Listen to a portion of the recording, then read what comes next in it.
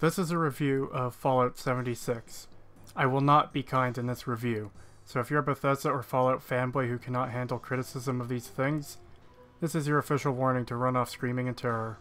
I am by no means doing an extensive analysis on this game as I'm doing with Fallout 4, due to the fact that I do not have the patience nor the time to deal with this game in depth. But not to mention there's no substance to this game, making it incredibly boring to go through. Despite having no substance, there's a lot to cover due to just how large the game is. I'm going to start off strong here. There are absolutely no redeeming qualities to Fallout 76. None. I've been a long-time fan of Bethesda, going all the way back to Morrowind. I've watched over the years and the quality of their games have been ever so steadily dropping, circling the drain as their RPG mechanics are stripped out or dumbed down, and their stories are simplified and cease to make any sense. Fallout is a series that has a place in the hearts of many gamers, and that isn't simple brand loyalty. Fallout has become an established series rooted deeply in player choice, characters, world building, storytelling, and its RPG mechanic, something Bethesda has tragically stripped out more and more from each game. The change of format from an isometric RPG to a first-person one isn't a game breaker for Fallout. However, removing everything from Fallout that made it Fallout is. You know, besides its marketable iconography. It's the equivalent of taking the engine out of a sports car and replacing it with one of those shitty little motors for bicycles. Fallout 76 presents a vast and empty world in which there are no characters and essentially nothing to do but wander aimlessly. No characters equals no story. While there are in fact quests and a supposed main story, they essentially boil down to generic tasks for you to complete, while any attempted semblance of the poorly written story is crudely vomited at you via drawn-out audio logs. Audio logs, which, by the way, if you want to hear part of it again, you have to start from the beginning. Without characters in the world, there is no investment in completing quests as your actions are meaningless to the world and exist solely as vague things to keep the player busy. All quests are presented by a holotape, a computer terminal, a note, a world event, or a dead body, and they all end in the same fashion or just at random when you complete the objective. As a result, any quests requiring you to find someone will inevitably end in finding a corpse. Many of these quests will also just dump random loot items into the player's inventory upon completion, even if the goal of the quest was to find a stash of loot anyways. Bethesda must have taken the criticisms of Fallout 4's story and dialogue system seriously, and their solution was to just remove them entirely. All you're left with is a world of loot to aimlessly gather, enemies to mindlessly shoot at, and arbitrarily raising your character special for no reason. As a direct result of there being no NPCs and the fact that every single player is from Vault 76, it creates this really weird issue where everyone is simultaneously the last person to leave the vault, which means everyone who left prior to you are all dead. And every player, assuming they follow the main story, are all on the very same path you're on, except the Overseer who guides you through voice recordings left behind. Even if you were to completely ignore that fact, what's worse is the fact that this game has a very pointless PvP option. So Vault 76's residents, which are all players, and their characters who have been preparing since the bombs dropped to work together to attempt to rebuild the world, get outside the vault and begin slaughtering each other for basically no reason. Speaking of PvP, the entire method of engaging in PvP wasn't thought out well. The way to challenge someone to fight is to shoot them, except this will do very little damage since they're not in PvP already. They accept by shooting you back, except this is at full damage. This results in a situation where the challenger is objectively always at a disadvantage, because you don't know when or how the person being challenged will accept. They could easily run to safety, pull out their best weapon, and shoot you. For an always online game with forced multiplayer, and the world specifically being devoid of NPCs for the sake of player interaction, it goes a very long way to make the world feel dead and empty, especially when each server is limited to a whole 24 players. Just for a quick point of reference, the map for Fallout 4 is only a quarter of the size of 76's map. Even on Fallout 4's map, 24 players is pretty sparse. During my playtime, I heard some players shooting in the distance, and ran into a small group at a robot vendor that had no interaction with me. They didn't even try to say anything. To top it all off, Fallout 76 is a buggy mess as well. I have no idea why fans of Bethesda have let them get away with their buggy games for so long, but prior to the release of Fallout 76, it had become a meme, something people joke about, but ultimately have given Bethesda a pass on. This is largely due to the modding community being forced to fix all of Bethesda's fuck-ups in each release. though that's impossible here. There's already countless videos out detailing the many bugs, glitches, and errors. During my playtime, I had enemies fall through the world, dead enemies floating mid-air as physics stopped working, and numerous enemies teleporting about, just to name a few. All games have their bugs, I'm not going to deny or pretend otherwise.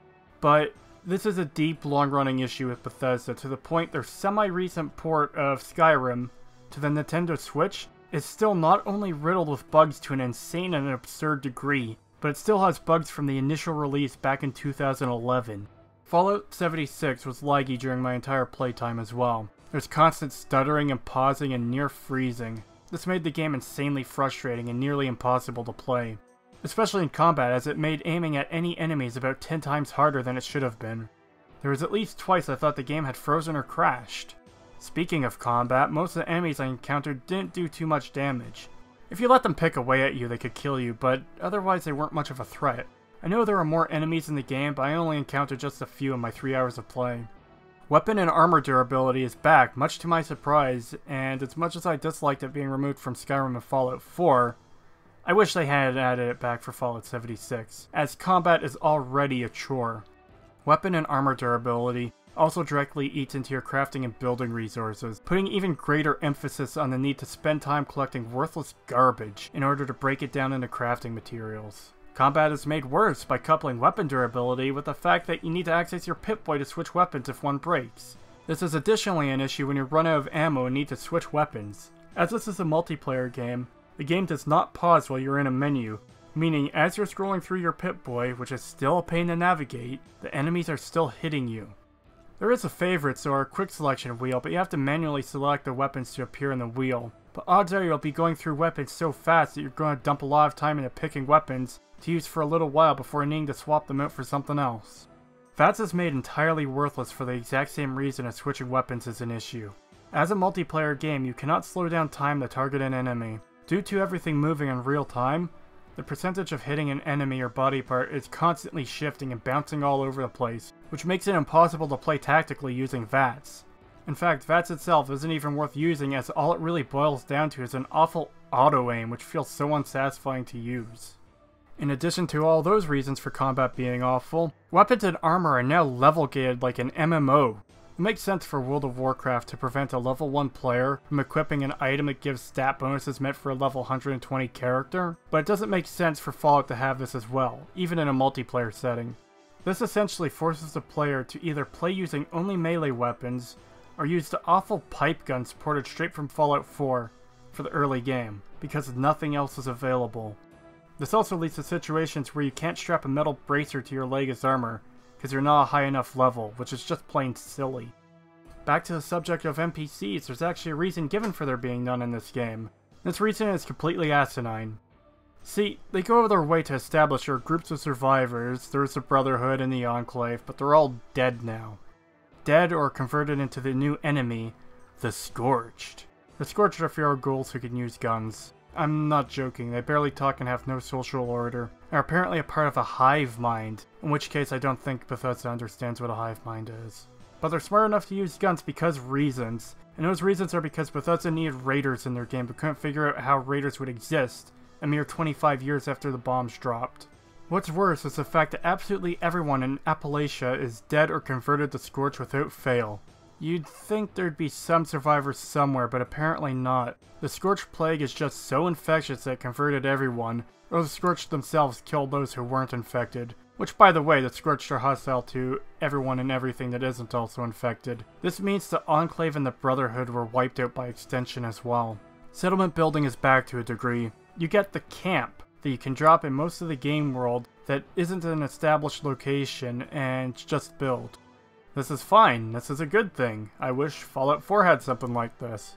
Problem is, it's entirely pointless to build anything, as when you leave the game, everything you built will be despawned and shoved into your camp kit. While the individual items will still be there, you have to go through the work of manually placing them each and every time you load up your game, or even move your camp. The user interface for building is also poorly handled. You absolutely must navigate using your keyboard on PC, because there is no other option. The mouse input simply doesn't work.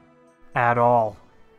On top of everything else, there's a microtransaction shop complete with virtual currency and scaling pricing system to buy this fake currency for in-game items.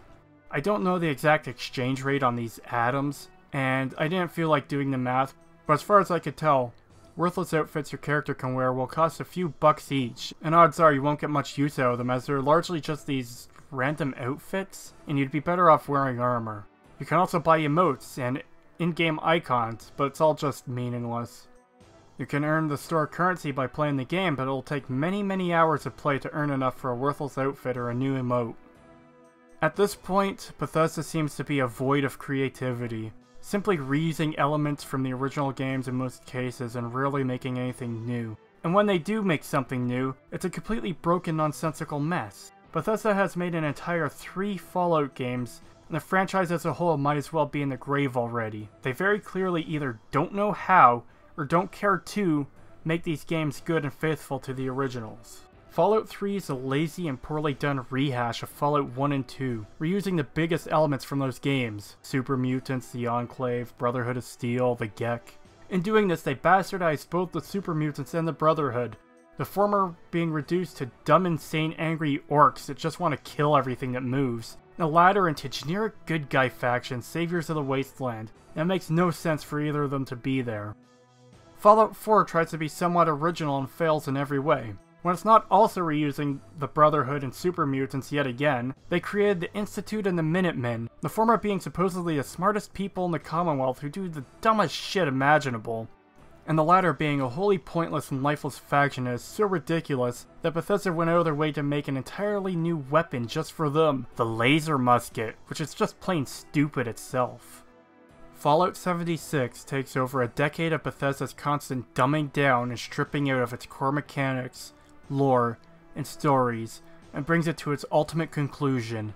A big, dumb, pointless world full of things to shoot, things to loot, and pointless set pieces that are scattered across the landscape, all of which lack any kind of substance or depth, topped off with an entirely worthless and sad excuse for a story that would be better off not existing at all. On top of that, Bethesda continues to trample the lore in new and exciting ways, such as randomly shoving super mutants into this game too, because why the fuck not?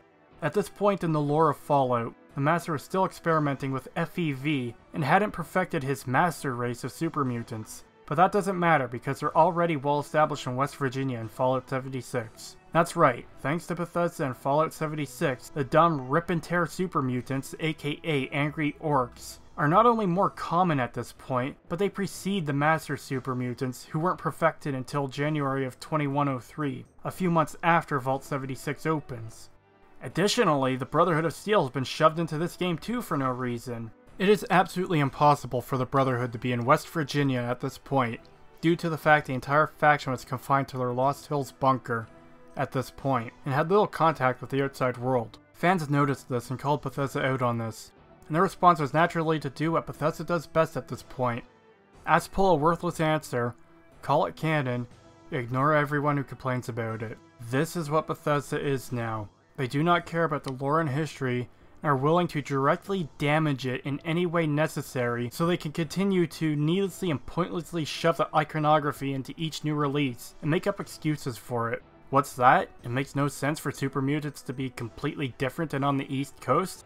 Well, it's a different strain of FEV, and, it comes from a vault. They're in Fallout 4 as well? The Institute had FEV too. Because reasons. What's that? It makes no sense for the Brotherhood of Steel to exist in West Virginia 25 years after the war? Well, they had a satellite that allowed them to communicate all across the USA and spread their ideology. I hope the people who unquestioningly love these games are used to seeing the Brotherhood and Super Mutants in Fallout because they're going to be in every single goddamn release, because that's all Fallout is to Bethesda. If they made a Fallout game that takes place in Australia or Russia or Japan, I'm absolutely certain that the Super Mutants and Brotherhood of Steel would be in those games. I'd argue there's 6 types of fan that will make up every fandom, and this includes Fallout. For the sake of these descriptions, I'll use Fallout, but you could swap that out with basically anything else. These are also my own definitions of each type. Number 1. They're the hardcore fans. These people live and breathe the Fallout series. If they don't know every single little detail of the series, they're pretty damn close to it. They're also critical of the negative aspects and will say as much. Number 2, there are the semi-hardcore fans. They really love the series, know much of the lore, and are also critical of the negative aspects of the series. But at the same time, they're by no means lore masters either. This is a category I'd place myself in. Number 3, there are the casual fans. They like the idea of Fallout, the world, the lore, but they aren't super into it either. Plot inconsistencies and other such things don't matter much to them, and in often cases, they won't even realize anything is amiss. Number 4, there are the fans who just do not care. They bought the game to play, the quality of the writing is irrelevant. Number 5, there are the fanboys. These are the people who have a blind devotion to the series. Bethesda and Fallout can do no wrong, and a selling point is the title and developer branding. Lore, history, story, and mechanics do not matter. Number 6, there are the shills. People who, paid or unpaid, praise the series endlessly and have little negative to say about it, if at all. People who will blow smoke up your ass about the quality of something just to try to sell it to you. Fallout 76 fulfills that vision well, but even though it was designed to be a multiplayer game, multiplayer which I'll talk about in a bit, thankfully the game still plays well as a solo experience, giving fans of the Fallout franchise many of the things that caused them to fall in love with it to begin with. Doesn't feel like Fallout either. Yeah. But I think Bethesda tacked Fallout on this because they know if they had this under any other name, no one would buy it. People who will go out of their way in an attempt to discredit other official sources, such as Obsidian's Fallout New Vegas. Nearby, there is a desk with a terminal. On the desk is a folder with the Sunset Sarsaparilla logo on it. But what's strange about this folder is if you zoom in, the folder is labeled Brotherhood of Steel History Files. I've looked at all of the folders in this Sunset Sarsaparilla headquarters, and they all say Brotherhood of Steel History Files. I think this may be a bug. I think Obsidian is reusing assets from Fallout 3, slapped a Sunset Sarsaparilla logo on top of them, but forgot to remove the label that said Brotherhood of Steel History. That's the only way I can explain this. Here's the folder. Now, he said if you zoom in, you'll see a BOS sticker. Well, that's funny. I have a scope here and I'm zooming in. I don't see any BOS sticker. I think this supposed BOS sticker is just a bunch of BS. While praising the current owners of the franchise as a whole. People who, in most cases, cannot take criticism themselves and write off genuine criticisms as toxic haters or tantruming children or whiny man-babies or other such obnoxious insults. What I'm talking about goes beyond constructive criticism and into just unthinking toxicity. There's a distinct vein of players, I have noticed, that have this sort of unthinking toxicity where they just find things to complain about, where they just pick at things that really don't merit the level of criticism that's being given. So what I want to do with this video is I want to talk a little bit about the mindset of a person that causes him to approach a game that he paid good money for with such a level of toxicity that it spoils the game for himself and potentially spoils the game for other people. I don't know about you, but I don't have fun spending 90% of my time griping about a game that could be better. Now, I know there are some people out there that spend their time that way. These are toxic people, and they just love pointing out flaws, and they don't provide any positive criticism. They don't point out the positives. They're just negative people, constantly toxic. Those kind of people exist, and you'll never cure those people. You can't do anything to convince those people. You must simply do what you can to block them out of your lives. People who stand to directly benefit from showing a product because their whole livelihoods are dependent on the content posted to their YouTube channels, where sad excuses for lore videos would be pointless to do for a game had they panned it or given it genuine criticism. These people are marketers, not fans. To the hardcore and semi-hardcore fans, I say this. As painful as it is, as much as I hate to say it, Fallout is dead. Were I an optimistic person, I'd say something about how I hope Bethesda will one day realize the error of their way, or maybe take the failure of Fallout 76 as a lesson and give Fallout the respect it deserves. I am not an optimistic person. Fallout is dead, and all it is to Bethesda is a corpse to parade and puppet out every few years for a new release. They're going to do whatever they want to it, with no regard for what came before it, even contradicting their own games. For the record, this applies to the Elder Scrolls too, which is doubly painful to say as I was an Elder Scrolls fan before I was a Fallout fan. To the casual fans, I say this: you might like this game. You might hate this game. You might find this game woefully desolate and empty.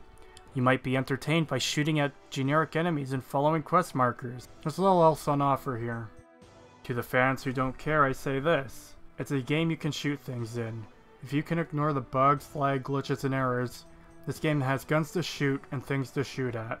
To the fanboys, I say this: the title is Fallout, the developer is Bethesda, it has power armor, the Brotherhood of Steel, the Enclave, super mutants, ghouls, and vaults. To the shills I say nothing, because they will just ignore any criticism anyways. If they do acknowledge it, they will simply write it off as toxic and hateful, and it will be left at that. Though I will implore anyone listening to this to look at what these people say more critically and not just mindlessly accept what they say. Hell, I want everyone listening to this to look at what I say critically and tell me where I'm wrong or mistaken. But never trust a shill. It is always in their own best interest to sell you something. If I had to rate Fallout 76 on a scale of 1 to 10, I'd give it a 0.